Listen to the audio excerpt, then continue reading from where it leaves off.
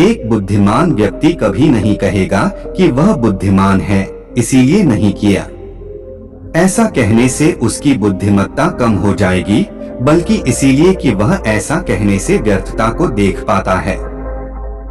गौतम बुद्ध के जीवन से जुड़ी हुई एक छोटी सी कहानी जो आपको बताएगी कि वास्तव में बुद्धिमान कौन है। तो चलिए बिना समय गवाए कहानी को शुरू करते हैं। एक नगर में एक लड़का रहा करता था और उसका दिमाग बहुत तेज था और उसकी खासियत यह थी कि वह किसी भी चीज को बड़ी जल्दी और आसानी से सीख लेता था। जहां अन्य लोगों को किसी काम को सीखने में महीने या वर्ष लगते थे, वहीं पर इस लड़के को उसी काम को सीखने में कुछ दिन लगते थे। उसकी ख्याति दूर दूर तक फैल गई थी और कहा जाने लगा था कि उस व्यक्ति के जितना बुद्धिमान कोई नहीं है, परंतु वह व्यक्ति तो जानता था कि वह भीतर से क्या है। हर व्यक्ति जानता है कि वह भीतर से क्या है, चाहे वो बाहर से कुछ भी दिखाए। वह व्यक्ति भी भीतर से तो परेशान था, परंतु वह अपने अहंकार से अपनी परेशानियों को ढकना चाहता था। दोस्तों, ज्यादातर लोग ऐसे ही करते। वह व्यक्ति अपनी प्रसिद्धि को और बढ़ाने के लिए तरह तरह के काम सीख रहा था। वह चित्रकारी करना जानता था, वह मूर्ति बना सकता था और वह गीत गा सकता था और वह दुनिया जहान का हर वो काम सीख चुका था जो उसने अब तक देखे हुए थे। इसीलिए उसे अपनी बुद्धिमत्ता पर अहंकार था, क्योंकि कोई भी साधारण आदमी एक काम कर सकता है या दो काम कर सकता है या ज्यादा से ज्यादा 3 कामों को कर सकता है, परंतु वह तो सैकड़ों काम को कर सकता था और बहुत अच्छे से कर सकता था। इसीलिए उसे अपनी बुद्धिमत्ता पर अहंकार था। वह इस बात को अंदर ही अंदर मान चुका था कि उसके जितना बुद्धिमान इस दुनिया में कोई भी नहीं है। फिर एक दिन उसका सामना गौतम बुद्ध से होता है। उसे पहली बार एक ऐसा व्यक्ति दिखता है कि जिससे उसे ईर्ष्या होती है। अब तक उसने ऐसे लोग देखे हुए थे जो उससे ईर्ष्या करते थे, और जहां ईर्ष्या होती है वहां तुलना का होना निश्चित है। वह व्यक्ति अपनी तुलना गौतम बुद्ध के साथ करना शुरू कर देता है। बहुत देखता है कि बुद्ध के पास तो एक भिक्षा का कटोरा है, लेकिन उसके पास धन की कोई भी कमी नहीं है। बुद्ध के वस्त्र तो साधारण से थे, परंतु उसके वस्त्र बहुत कीमती है। बुद्ध तो जमीन पर नंगे पैर चलते हैं, परंतु वह नंगे पैर नहीं चलता। इसी तरह से वो आदमी सैकड़ों चीजों से अपनी तुलना गौतम बुद्ध के साथ करने लगता है, परंतु हर तुलना के बाद भी वह पाता है कि उसकी ईर्ष्या बुद्ध के प्रति 1% भी कम नहीं होती है। वह व्यक्ति मन ही मन सोचता है कि मैं इस भिक्षु से अपनी तुलना क्यों कर रहा हूं, जबकि मेरा जीवन इससे 100 गुना बेहतर है। लोग भी बुद्ध का सम्मान कर रहे हैं। आखिर इसके भीतर ऐसा क्या है जो मुझ में नहीं है और जिसके कारण मेरे भीतर इसके प्रति ईर्ष्या है।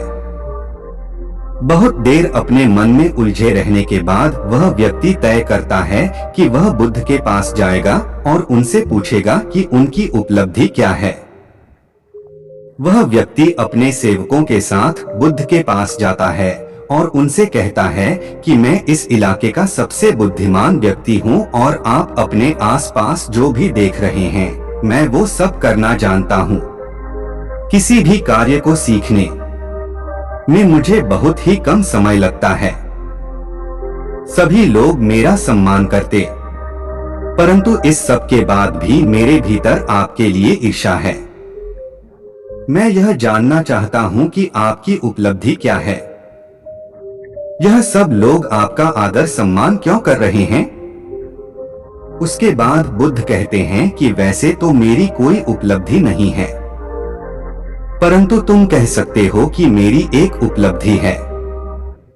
वह व्यक्ति पूछता है कि क्या मैं जान सकता हूँ तो फिर उससे बुद्ध कहते हैं कि मेरी एक उपलब्धि है कि मैं सभी उपलब्धियों को छोड़ चुका हूँ। वह व्यक्ति बुद्ध से पूछता है कि मतलब मैं कुछ समझा नहीं।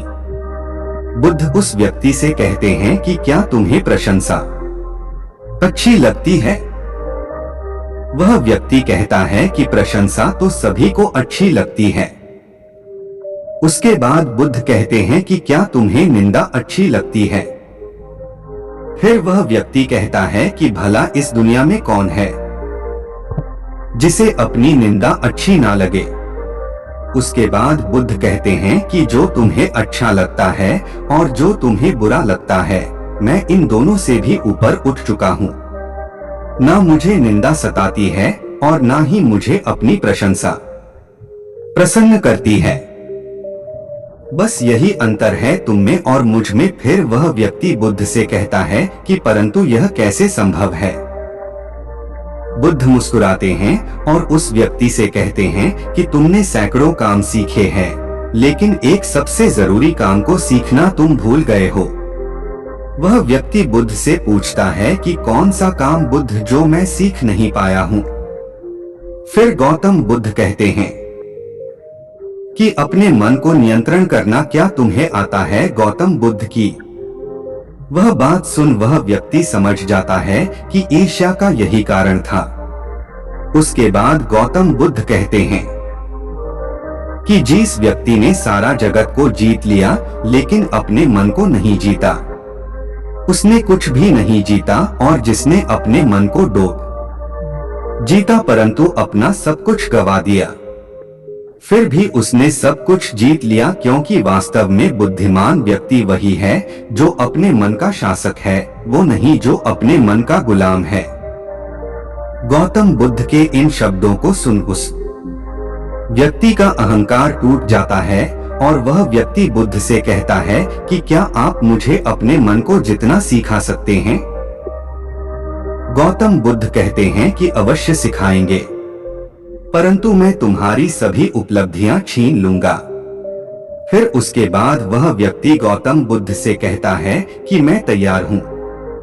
गौतम बुद्ध उसी दिन से वह व्यक्ति ध्यान करना शुरू कर देता है, क्योंकि ध्यान ही वह तरीका है जिससे आप अपने मन को अपने वश में कर सकते हैं। दोस्तों, इस कहानी से आपको क्या सीखने को मिला?